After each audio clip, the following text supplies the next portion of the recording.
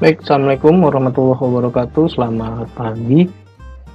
Kali ini lanjutan modul kedua dari praktikum SIG kelautan. Kalau di praktikum pertama, di modul pertama itu kita sudah lebih ke pengenalan fitur yang akan digunakan di ArcMap atau ArcGIS. Kali ini kita akan belajar mengenai bagaimana cara konversi titik koordinat dan memplotting data GPS yang sudah kita miliki ke dalam ArcGIS atau ArcMap. Nah, perlu diketahui bahwa sistem koordinat pada umumnya itu terdiri dari beberapa, sebenarnya banyak, tapi ini beberapa yang umum digunakan. Ada DMS, degrees minute second atau derajat menit detik, kemudian ada DD, decimal degrees, derajat desimal, kemudian minute degrees, second degrees, dan yang terakhir ada UTM. Nah, yang umum digunakan di ArcGIS itu biasanya decimal degrees dengan UTM. Kalau yang ini, itu dia dalam satuan derajat. Nah, sedangkan yang ini dalam satuan meter. Jadi koordinat dalam bentuk derajat ini itu dikonversi menjadi dalam satuan meter. Nah, kemudian kalau di GPS biasanya dia memakai dua tipe. Kadang yang ini degrees minute second dan decimal degrees. Nah, hanya saja kalau di ArcGIS dia tidak bisa membaca titik koordinat dalam bentuk DMS. Dia hanya bisa dibaca dalam bentuk ini, ya. Jadi kita kalau misalkan mendapatkan data GPS dalam bentuk DMS, degrees minute second atau derajat menit detik, kita harus konversi dulu titik koordinat tersebut menjadi bentuk decimal degrees atau dalam bentuk UTM. Nah, yang lebih mudah kita konversi dulu ke dalam decimal degrees, kemudian kalau untuk mengkonversi decimal degrees ke dalam UTM itu nanti kita bisa lakukan di ArcGIS-nya. Nah, contoh misalkan kita punya data GPS seperti ini. Ya, ini seperti ini datanya. Ini BDBM ini adalah derajat, bujur menit, bujur detik, lintang derajat, lintang menit, dan lintang detik. Nah, ini artinya 104 derajat, 0 menit, 43,9 detik bujur. Ya, terserah lah mau bujur barat atau timur. Ya, itu nggak ada masalah. Nanti kita bisa lihat sendiri ini dia east atau west. Nah, seperti itu. Nah, kemudian ini juga ini lintang 1 derajat, 4 menit 12,14 detik lintang gitu. Ini timur dengan utara ini kalau nggak salah. Nah, kemudian koordinat seperti ini nggak bisa dibaca sama program ArcGIS. Jadi dia harus kita plotting dulu, kita konversi ke dalam bentuk decimal degrees, derajat desimal. Cara konversinya kita gunakan rumus. Rumusnya sederhana. Rumusnya adalah derajat ditambah menit dibagi 60 ditambah detik dibagi 3600. Jadi kalau kita mau konversi bisa dilihat di kolom ini ya, persamaan yang digunakan atau formula yang digunakan. Caranya begini, sama dengan, ingat rumusnya saya tuliskan dulu di sini. Rumus konversinya derajat, nilai derajatnya ditambah menit dibagi 60 ditambah detik dibagi 3600. Nah, ini persamaan yang digunakan. Ini persamaannya, ya. Nah, kemudian kita konversi. Caranya seperti ini. Kita di sini X itu bujur, Y itu lintangnya. Kita selalu susun seperti itu. Nah, ini kita konversi. Caranya masukkan persamaan ini ke sini. Nah, lihat aja di sini formulanya. Jadi sama dengan derajat ditambah menit, ditambah, buka kurung dulu, menit dibagi 60 ditambah detik dibagi 3600, seperti ini. Nah, sedangkan yang lintang sama dengan derajat ditambah menit dibagi 60 ditambah detik dibagi 3600, seperti ini. Nah, ini udah dapat. Nah, inilah decimal degrees tadi. Jadi model koordinat derajat menit detik ini dikonversi menjadi derajat desimal. Jadi yang ada nilai derajatnya dalam bentuk desimal seperti ini. Nah, koordinat seperti inilah yang bisa dibaca di ArcGIS seperti itu. Nah, untuk yang selanjutnya ini tinggal kita klik 2 kali seperti ini untuk mengeluarkan nilainya. Nah, seperti itu. Nah, ini nanti kita tinggal plotting di ArcGIS untuk melihat di mana letak koordinat dari titik-titik ini, seperti itu. Nah, sekarang kita akan coba untuk plotting data-data ini di ArcGIS. Nah, kali ini kita akan gunakan data. Di sini saya sudah siapkan data contoh yang bisa kalian pakai, ya. Data ini adalah koordinat titik-titik tertentu yang ada di suatu daerah di permukaan bumi. Saya ambil random aja. Ya, nah susun seperti ini. Nah, untuk mahasiswa saya yang sedang mengambil praktik mata kuliah ini, masukkan data seperti ini, data yang digunakan pada saat praktikum terpadu yang kalian tracking saat praktikum terpadu. Jadi disusun apa aja data yang kalian temukan, berikan namanya sesuai dengan yang kalian temukan di lapangan. Nggak masalah kalau yang kalian temukan itu salah, waktu itu masukkan aja itu. Nah, dengan koordinatnya ini koordinat X atau bujurnya, Y-nya lintangnya, seperti itu. Nah, susun seperti ini. Kemudian file Excel-nya simpan dalam bentuk ini. Excel 97-2003 workbook atau XLS. Karena ini format yang bisa dibaca sama ArcGIS seperti itu. Oke. Setelah disimpan, sudah disusun datanya seperti ini, kemudian sudah disimpan. Kita buka ArcGIS-nya, ya. Kita buka ArcGIS-nya. Nah, kita buka ArcGIS seperti ini. Kemudian kita pilih Add Data. Kita pilih Add Data, ya. Nah, terus kemudian di sini saya akan masukkan base map Provinsi Kepri, ya, base map Provinsi Kepri. Nanti akan saya share di deskripsi video link untuk download base map Kepri yang saya gunakan supaya kalian bisa pakai juga. Nah, untuk kawan-kawan lain di luar mahasiswa saya tinggal menyesuaikan sesuai kebutuhan saja untuk latihannya. Nah, saya akan masukkan dulu base map Kepri-nya seperti ini. Oke. Kemudian kita cari di mana data dari Excel yang kita analisis tadi, ya. Saya simpan di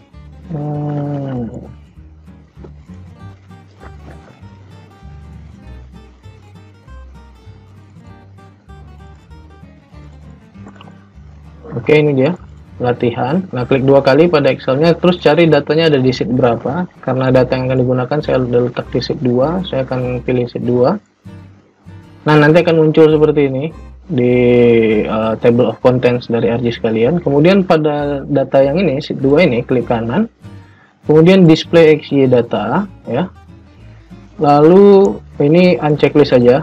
Kemudian biasanya kalau kita belum masukkan data apapun, ini kosong nih description ini. Nah, ini kita ganti, kita edit, kita pilih WG 1984. Kalau misalkan di favorites nggak ada, kita bisa pilih di geographic coordinate system, lalu kita pilih Word, lalu kita cari WG 1984. Nah, supaya tidak repot mencarinya, setelah kalian temukan, kita klik kanan, kita pilih add to favorite, supaya nanti ketika kita buka dia sudah ada di bagian favorit, jadi kita nggak perlu scroll sampai sepanjang ini, seperti itu.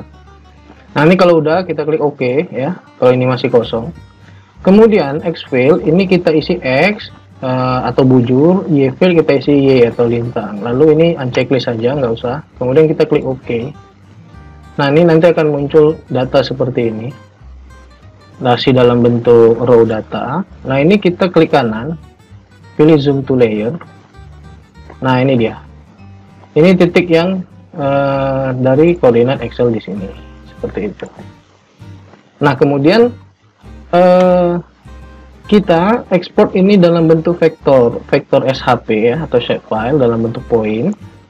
Kita konversi dulu dia karena ini masih belum bentuk SHP.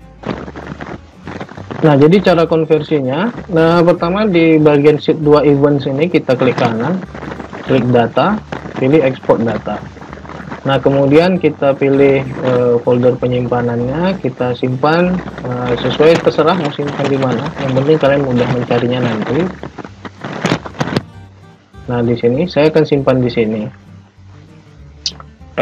Saya akan buat, nggak usah folder baru lah. Nah, ini akan saya buat nama filenya titik stasiun. Nah, dalam penamaan data di ArcGIS itu terkadang ada beberapa ArcGIS yang tidak bisa membaca data kalau nama data tersebut pakai spasi. Nah, biasanya seperti itu, ada beberapa kendala seperti itu. Nah, untuk mengantisipasinya, untuk mengganti spasi, kita bisa pakai underscore, atau kita nggak usah pakai spasi sama sekali seperti yang saya lakukan.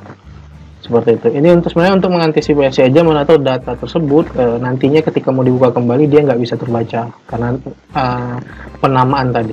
Seperti itu.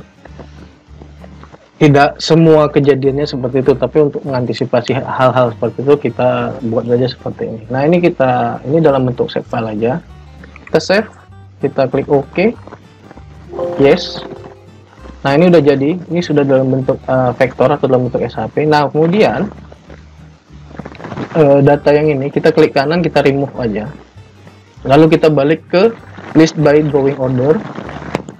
Nah, ini. Terus ini jangan lupa di save dulu. Di save, kemudian letakkan di file tempat kalian menyimpan datanya. Oke, dokumen. Kita beri nama, saya akan kasih nama latihan aja di sini. Untuk mahasiswa saya, kalian langsung gunakan titik koordinat sesuai yang dibagikan pada waktu praktikum terpadu kemarin. Nah, kemudian kita bisa lihat di sini sebaran lokasi titik yang ada di sini ya. Kita bisa lihat ini titik yang berasal dari file di sini, seperti itu. Nah, kemudian tinggal kita berikan, kalau untuk pelabelan kita bisa buat seperti ini, klik kanan properties di datanya.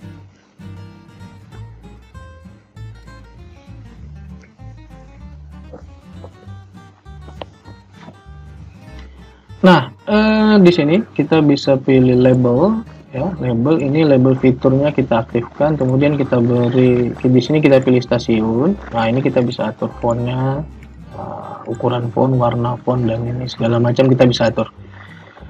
Kemudian kita klik, untuk label labelnya kita bisa pilih di sini. Kita mau model style yang kayak mana. Kalau kita nggak pilih, dia akan tampil standar seperti ini. Nah, itu labelnya kalian bisa lihat sendiri. Tapi kalau mau diganti model labelnya, kita bisa di label style tadi, kita klik 2 kali atau klik kanan, pilih properties pada titik stasiun ini datanya.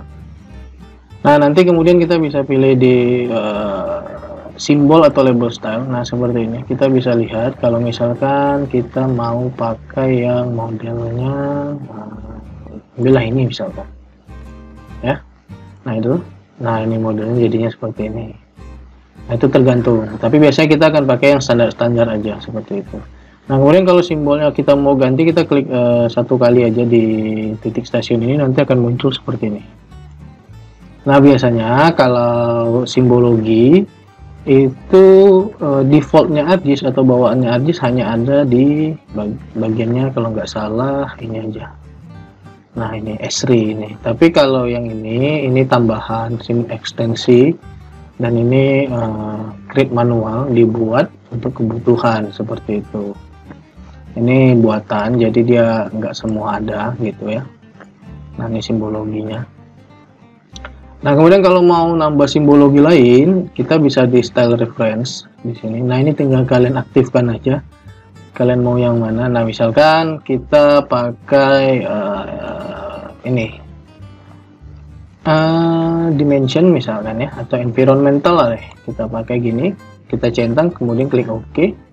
Nah, ini nanti akan muncul nih plot model point-point atau titik koordinat style dari titik point SHP kita. Nah, tinggal dipakai, tinggal disesuaikan. Nah, tinggal kalian cari di sini di style reference, dicentang, kemudian pilih OK seperti itu. Kalau nggak kalian pilih, dia defaultnya ini. Nah, kalau ini tambahan yang dibuat sendiri seperti itu. Nah, kemudian kita ganti, misalkan kita mau pakai gambar apa ya, bebas sesuai keinginan ya, misalkan mau pakai ini bendera ini. Kemudian kalau kalian mau ganti warnanya tinggal pilih di sini. Kalau size nya terlalu besar atau terlalu kecil tinggal dinaik atau diturunkan ukurannya, lo klik OK, nah stylenya akan berubah seperti itu. Jadi begitu. Nah, kemudian kita bisa lihat di sini ya, di open attribute table, klik kanan untuk melihat koordinat dari stasiunnya yang atau data dari Excel yang kita udah gunakan ya.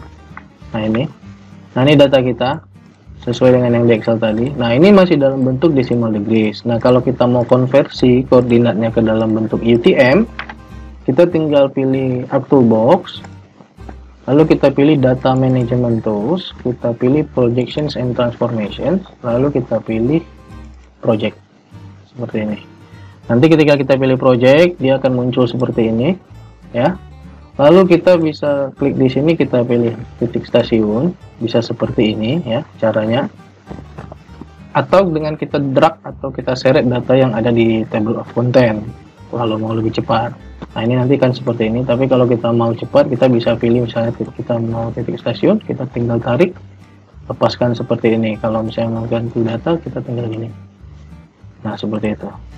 Ini tinggal seperti ini. Nah, kemudian ini kita ganti output koordinat sistemnya sama UTM. Nah, karena Kepri itu ada di zona 48N, maka yang kita pilih adalah zona 48N. Nah, kalau dia tidak ada di favorit seperti biasa, kita cari di projected koordinat sistem, lalu kita pilih Word. Setelah kita pilih projected koordinat system, kita pilih UTM, lalu kita pilih WGS 1984. Karena Kepri itu ada di zona 48N, kita pilih Northern Hemisphere, lalu kita cari yang 48N. Nah, seperti ini.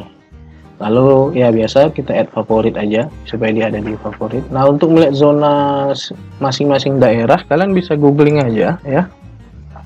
Kalian bisa googling zona UTM Indonesia, bikin begitu di Google, nanti dia akan kasih tabel ya, gambar zona pembagian zona wilayah dari Indonesia ya, seperti ini. Nah, ini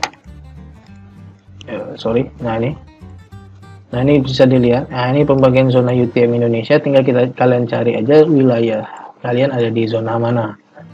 Nah, kalau Kepri dia ada di sini.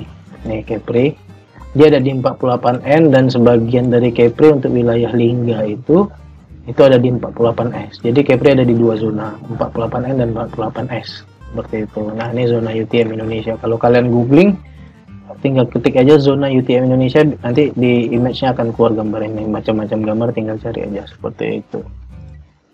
Nah, kemudian kita ganti zona UTM Indonesia-nya, zonanya kita ganti, kita pilih 48N, kita pilih OK. Kemudian di sini outputnya kita pindahkan, kita simpan di folder yang sama. Nah, kita buat di sini namanya titik stasiun UTM. Ini langsung aja OK. Nah, nanti tunggu bar proses di sini.